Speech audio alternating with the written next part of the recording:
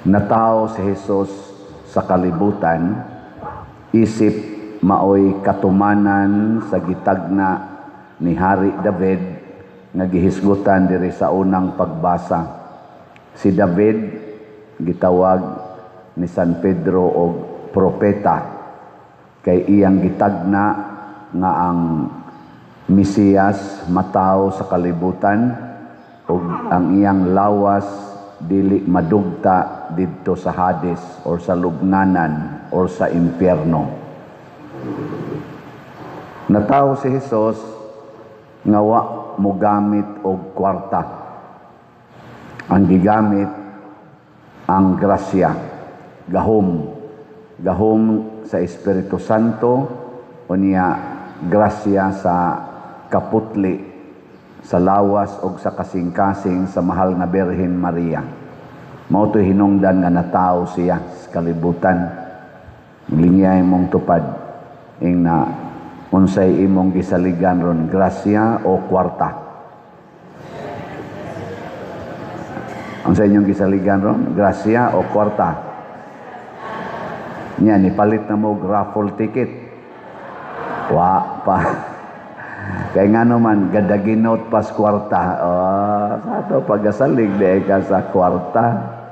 200 naman guna ko atong raffle ticket. Kaning atong raffle ticket di ay mga igsoon, ilis ni sa tulo ka slots. Katong, sa atong slots, Grace, PPS, nga Parto o DPR.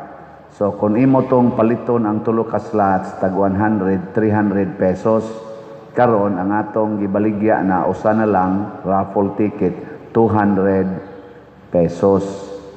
Nya, covered na to katong tulo. Nya, mas, kuan pa ni siya, mas improvised ba? Kay katong tulo, ang imong madawat, igpalit nimo, pure grasya.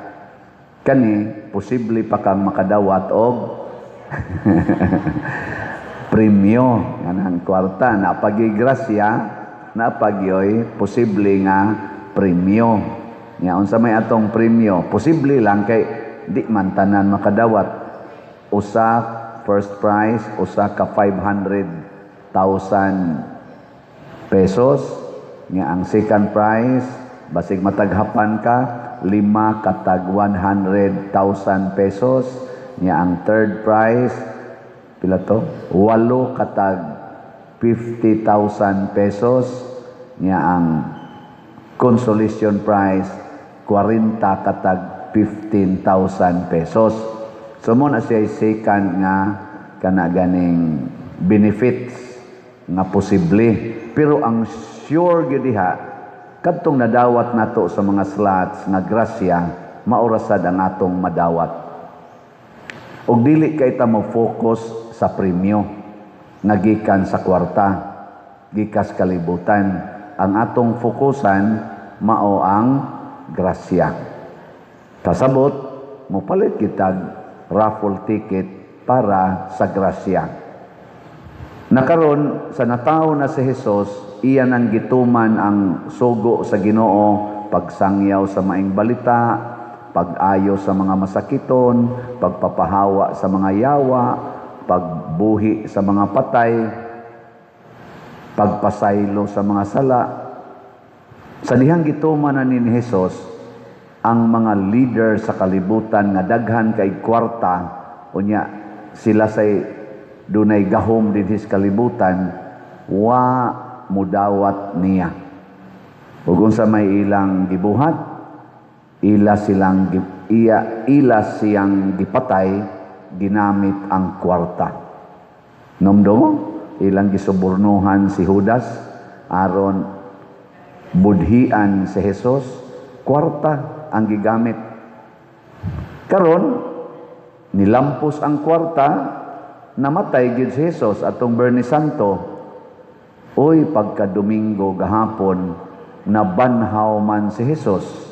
Nya nakakita man gyud ang mga sundao nga naligid ang bato nya nilinog nya mura silang nakuyapan sa kahadlok. Pag uli na nila ni-report sila didto sa nagsugo nila kadto mga kadagkuan sa mga pari pag yun mo ni Suborno, no? Pari. Ngantong panahon na si Caiphas mura to siya Santo Papa or obispo. So mga obispo gid mo. Pangulong pari man. Pangulong pari. Kaming ordinaryong pari kaikias may gamay.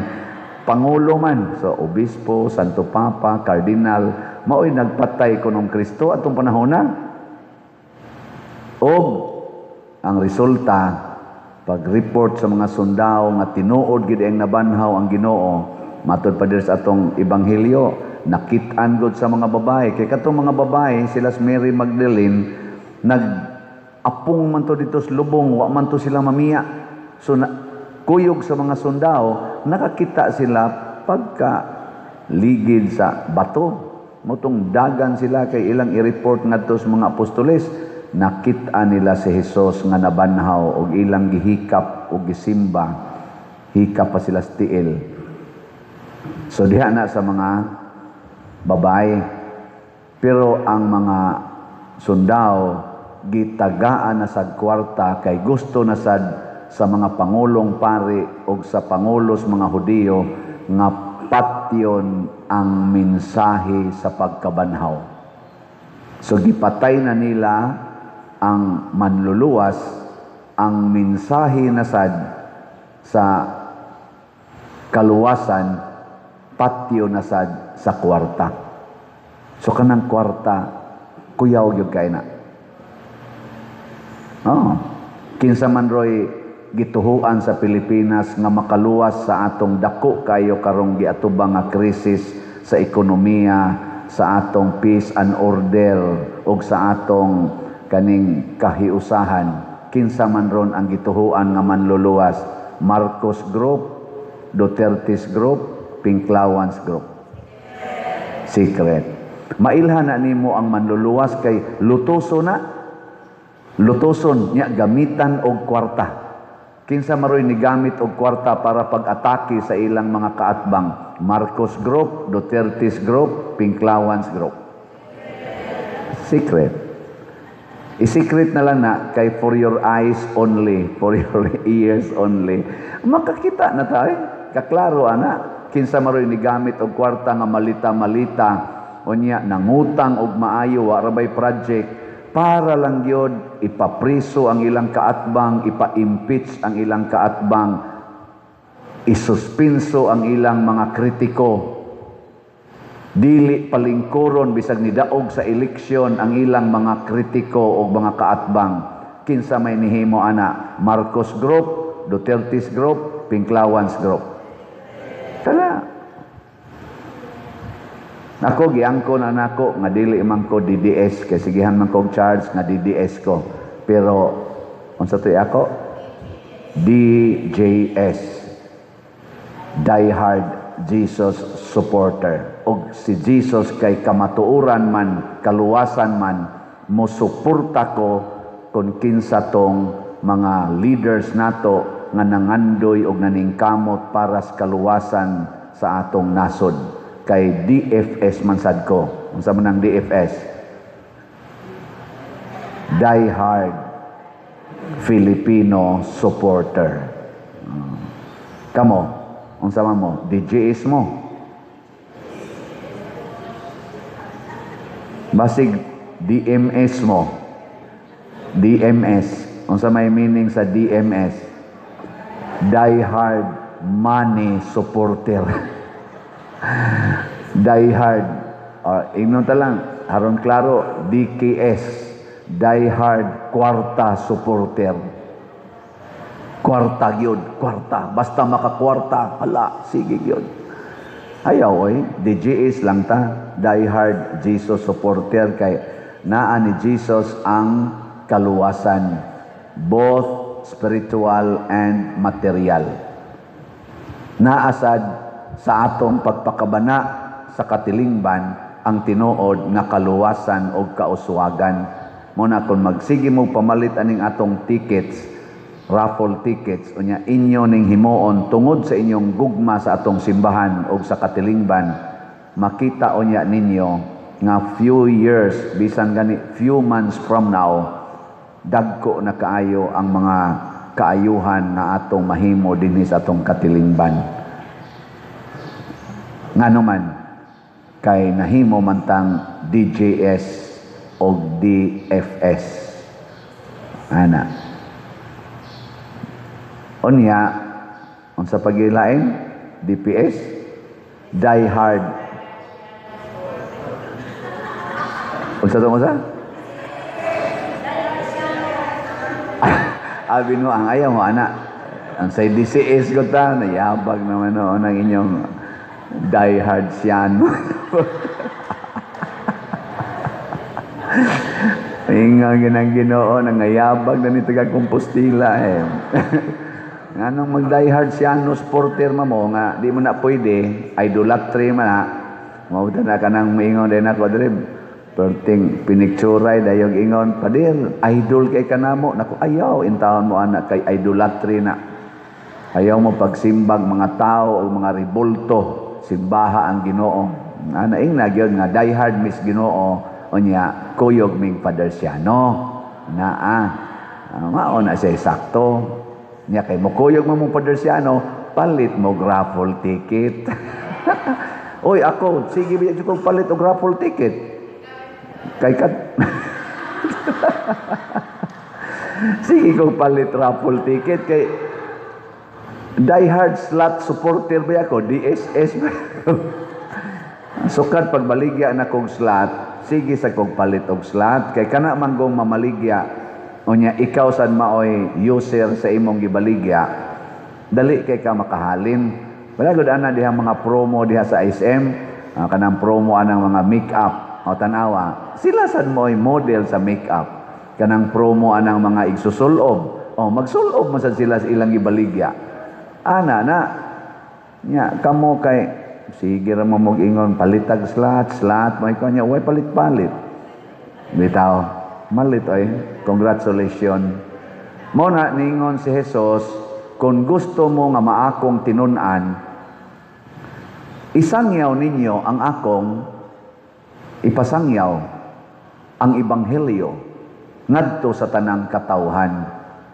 ug iyan ning gisugo apil ng atong patron si Santiago Apostol ug gipakamatyan gid ni Santiago Apostol iya gining gipatuan siyang dugo siya mo'y unang na martir sa 12 ka apostoles muna lingi ako na imong tupad ingna ako gimuuna ingna ako'y muuna ako'y unang palit og raffle ticket ako say unang unsa pa man ako'y unang muantos nindot kanay kanang magunahay ta ba kay ang tinuod manggod nga ebanghelyo mao man ang gugma nya kanang gugma muantos gid na siya para sa kaayuhan sa iyang gihigugma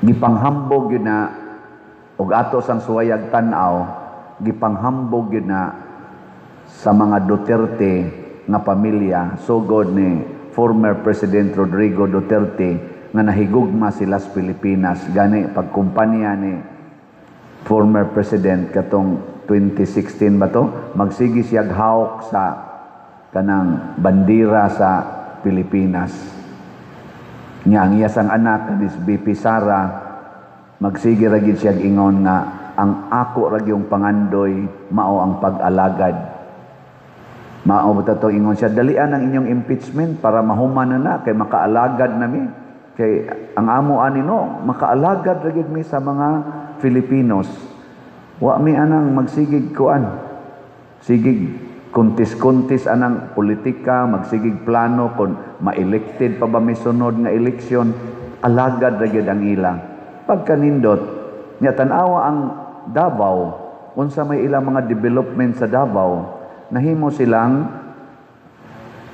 asa man number 1 sa atong nasod most improved city man tingali ito nya most peaceful o cleanest city sa atong nasod o gani nahimo silang one of the safest cleanest and developed cities in the world nga top ba nasa top position Dili gid hinon perfect. Ug moadto kag Davao na man jud kay makit ang apan kun mangita lang jud kag apan paragod anang imong naong. May naong sa mga babae nga purtig yung gwapaha, mga laki sad purting gwapuha, inigtan-aw nimo ba in general makaana jud wow. Tang gwapaha. Pero imong yung tagsa-tagsa og tan-aw maingon ka hiwi man daig ngipon. Oh ana. Kanang naa si apan ba kun mangita kag apan sapyot man daig lubot. Oh nana ba. Gamay man daig gamay man daig kanal. Ay nana gud. Pero in general mao man ang importante. Para ko din sa atong parokya, daghan mang niingon ako, ambot di ba katuulo-ulo, hala pa dir uy kanindot sa inyong parokya. In general ba ikatan-aw nila dinhi? No. Pero imong tagsa-tagsaon, ay sus kadaghan nimog makit ang apan, pero mao na siya gitawag og development. Kanang mga apan to be developed. Ana na siya. Di may hunong ang developments. Muna sige lang gitag improve. Basta naa lang kay gugma para sa katilingban, magsige ra gid nagka-improve. Sige ra gyud ka-improve. Why limit? Pero ang guiding principle, the love for the community, dili ang love for the self. Nakaron tanawa na mga selfish. Tanawa, ni deteriorate sila. Matod pa ni Kristo, kung higugmaon nimo ang imong kinabuhi, mawad-an ka niini. Karon, sige na sila kamatay. Nagani kunoy usa karon, stage 4 na, cancer. Daot na kaignaw. Ana. Magsuroy-suroy pa siya, pero luspad kaignaw. Muna sa gamot, pila ka kabuk vitamins, gitumar ana, o na makalakaw-lakaw. Aron lang yun makita sa katilingban, pero kita ginimo maglisod na gaya siya, sulti gani, murag magkasagol-sagol na ang idea ba na iyang isulti. Di nakakasabot. Kay nag-rumble na. Mao ba ka na meaning anang bangag na? Mao ba ka na? Wako kasabot. No? Pero tungod na sa ilang pagka-selfish. Kay matod pa ni Kristo, kung maniguro kas imong kaugalingon, kawad-an ka niini. Pero kung magpakamatay ka para sa uban, makabaton kag kinabuhing way katapusan. And that is the meaning of resurrection. Si Kristo nagpakamatay para nato. Tanawa diri, basaha rin diyan atong message diri ari nga dapit. Kabasa mo? Sige, ready, go.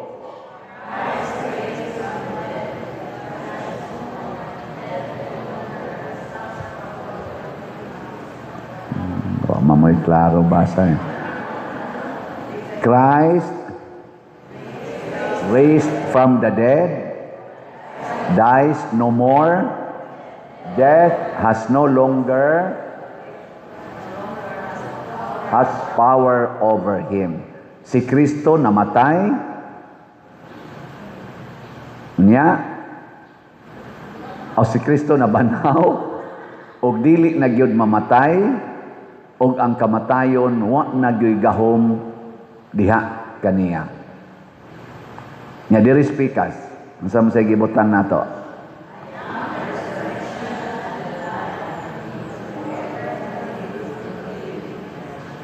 Niangkon sa na ni Kristo, ako ang kabanhawan ug ang kinabuhi.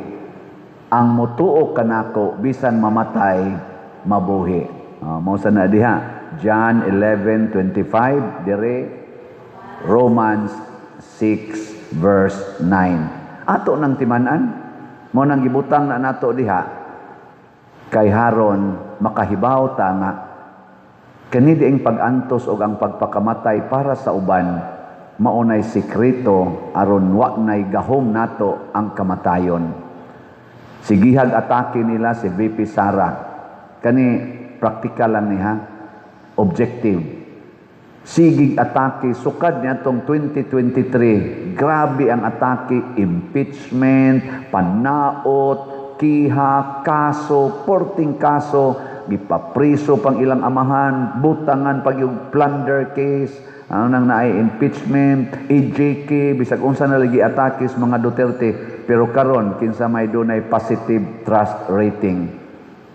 Na wa gyud ba moabot og negative o wa mo os gamay pero musaka lang sagbalik. ang giatake. Labi na gyud si former President Rodrigo Duterte. Siya na nga na, siya representing nanaog sa ato nga 80 kapin, positive 80 kapin ang trust rating, why us hangtod karon. Siya ra siya nakalingkod nga presidente nga dili moubos sa positive 60% ang trust rating, hangtod nanaog na las iyang pagka presidente. Karon ang atong presidente negative 9, negative 4, negative 17, pulos negative ang trust rating. Ang uban sa mga presidente sa una inignaog almost negative, naasay negative ang trust rating, pasabot na wagtangan og pagsalig ang katawhan. Nganuman tingali wa makita nga nag-antos sila para sa atong atong nasod. Kanang tao mag-antos gyud para sa uban, di gid na kalimtan. Bishop Chupilo Kamomot, for example, karon ato na nang gi-propose aron mahimo ng santo.